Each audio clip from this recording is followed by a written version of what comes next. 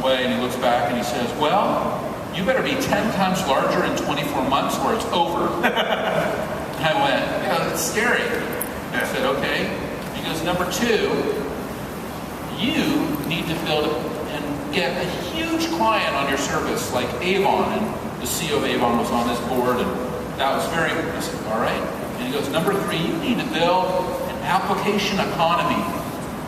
And I said, what's an application economy, Steve? And he goes, I don't know, but you better go figure it out. And I went, oh shit, I need to go figure it. And I left, thinking about it. And it's like a Zen koan. It's like you go to Kyoto and you meet the Zen monk and they give you this koan to kind of figure out what's going on in your own mind. Twice last month, I did. So, can you explain that a little bit? Yeah. What is a koan? A koan is kind of a riddle.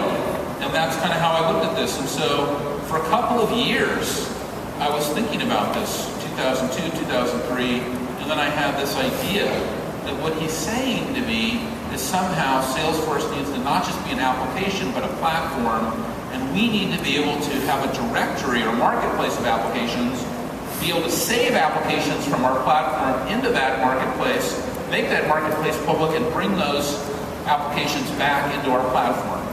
So I said a great name for this would be App Store. So I registered appstore.com. I got the trademark on App Store. I designed the whole thing.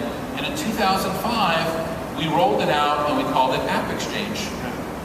And so he calls me in 2008 and he says, oh, you need to come down for an announcement that I'm having.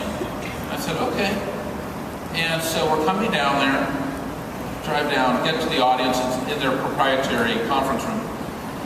And he's on stage and he goes, I'm so excited because I'm here to announce the most important thing Apple has ever done, App Store. And I'm sitting with 5 of my employees and literally they all go, because it was like this grace. It was this very spiritual moment where somehow they were like, how did all that just happen?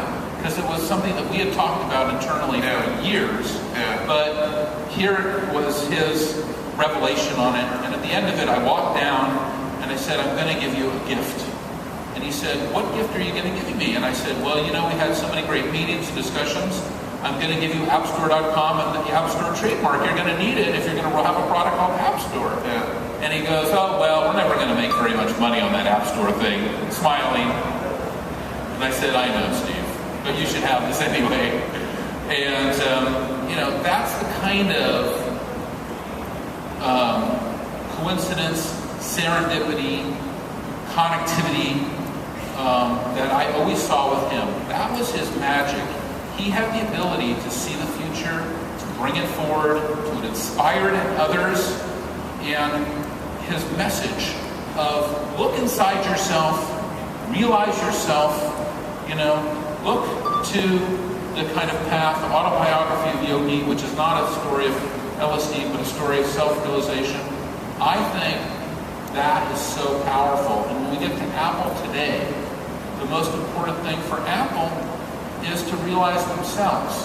That is, when they get up on stage, they still kind of want to look like Steve and act like Steve. And even, I looked at some of the old announcements they did recently, and before they do a video, they always have a slide that says video on it. And I love that because it's something he always did. He would always say, now I'm going to show you a video, and the word video would go on the screen, and then the video would play.